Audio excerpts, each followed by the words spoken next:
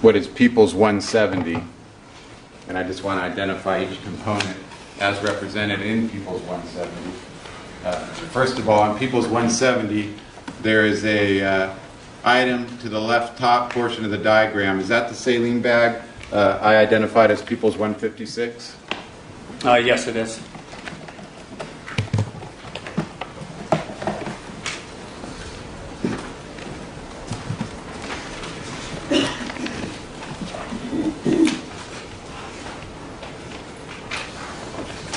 With the court's permission, I think it would make it clear. I'm going to write P156 next to the A. Fine. For the record, I'm putting P156. Is that accurate, Mr. Anderson? People's 156 that I've held up? The saline bag was previously identified prior to your testimony? If you say so, yes. Was a saline bag? It's a saline bag, to my knowledge. I don't know what numbers you're assigning it. But. And going through the diagram, I want you to just walk us through one by one. And there is a legend here to the left lower corner of People's 170? Yes. All right. And B is identified as a syringe, previously identified as People's 159. I'm going to mark the diagram next to B as People's 159.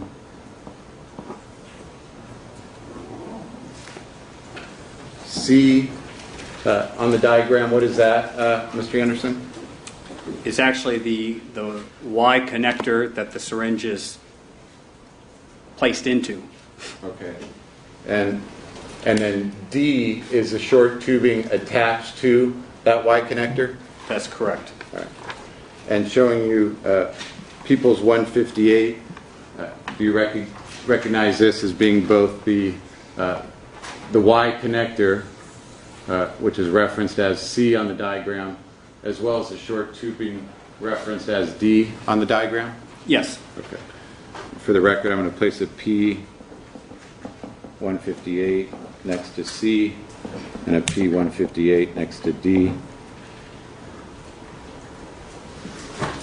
Now the E is indicated on the diagram as a clear tip, previously identified as People's 160. What is that item, Mr. Anderson, the clear tip identified as E?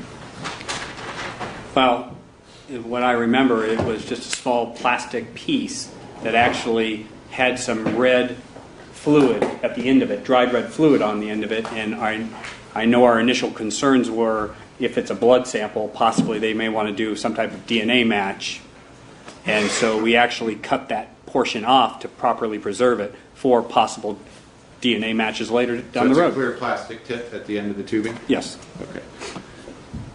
And that's E. I'm going to place it P160. And then the F being the long tubing with G referenced as a white clamp and H referenced as a white thumb clamp. Previously marked as People's 157. Do you recognize this as what had been booked as medical evidence number 2? Yes.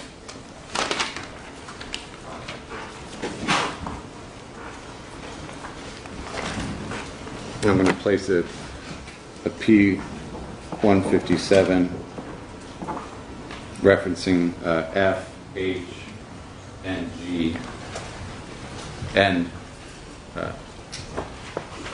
I. And I, Mr. Anderson, is identified on the diagram as an IV bag plug. Is that this spike apparatus at the end of People's 157? Yes, it's a spike or something that actually goes into the IV bag.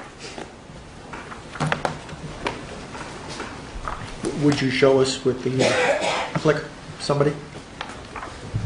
The IV bag plug is I, indicated here with this plastic spike at the end of it. Is that accurate, Mr. Anderson? It is, yes.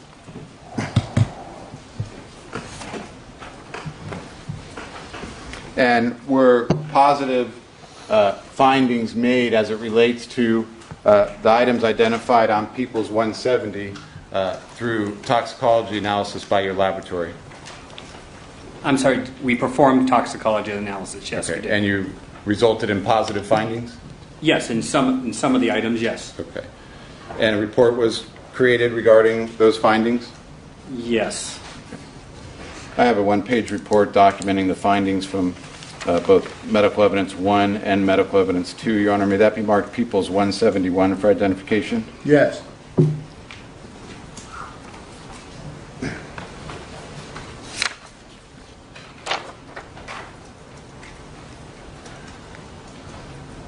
Going to the top of People's 171, as it relates to medical evidence number 1, does that summarize the findings as it relates to the syringe I previously referred to as being found on the nightstand?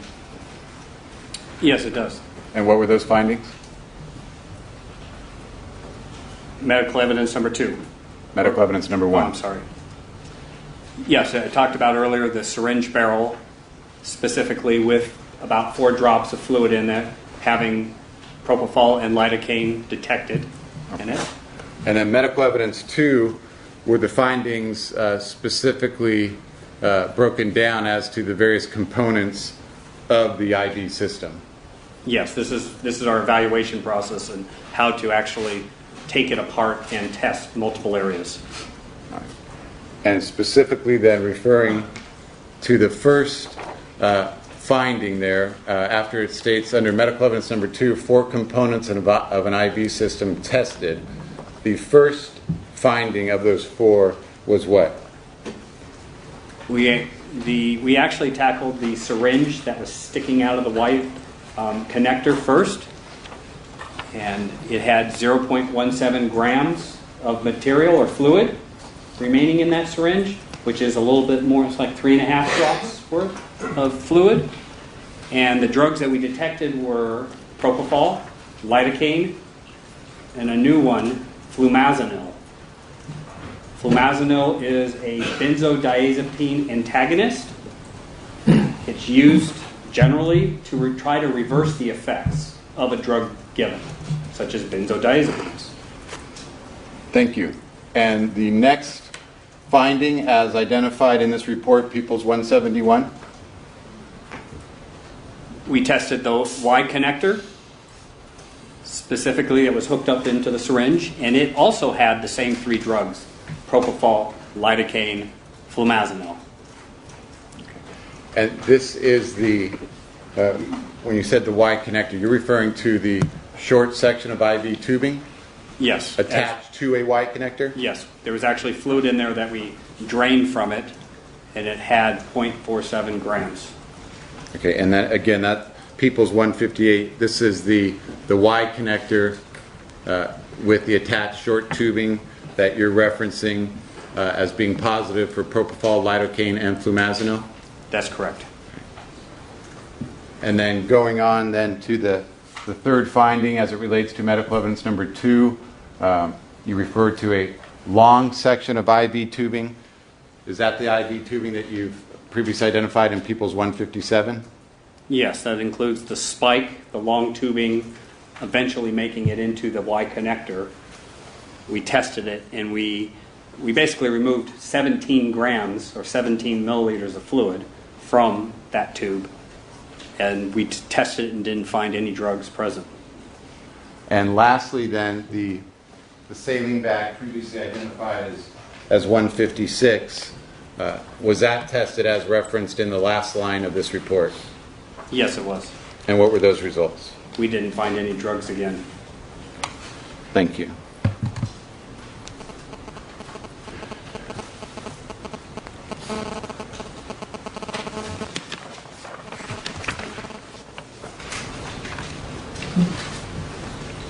I have just one moment, Your Honor. You may.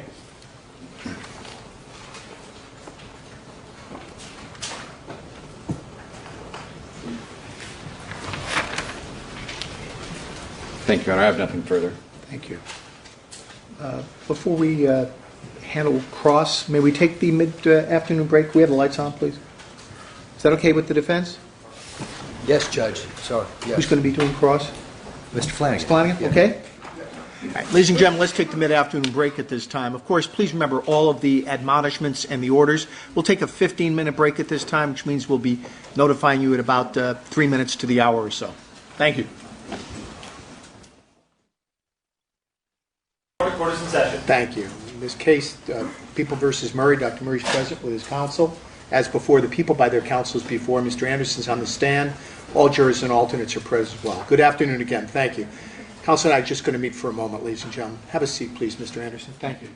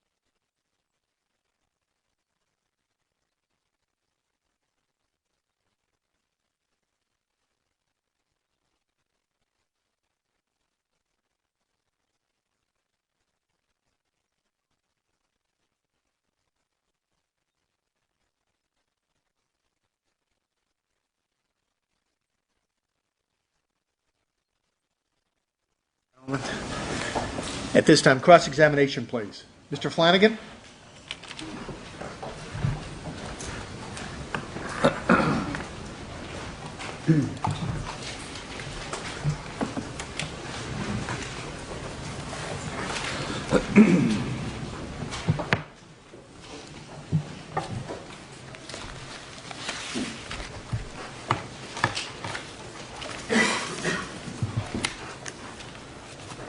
Is it Mr. Anderson or Dr. Anderson?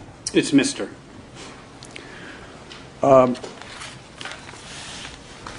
Mr. Anderson,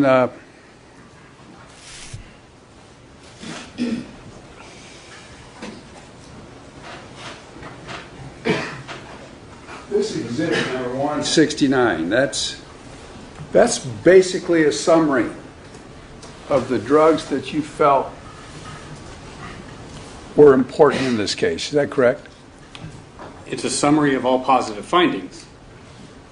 Would you like the lights off or on? Okay, off. Okay.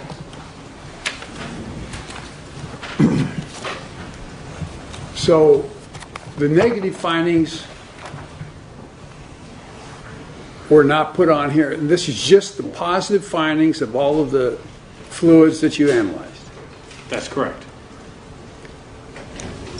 Why do you do 3 separate, starting with propofol, why do you do 3 separate blood samples?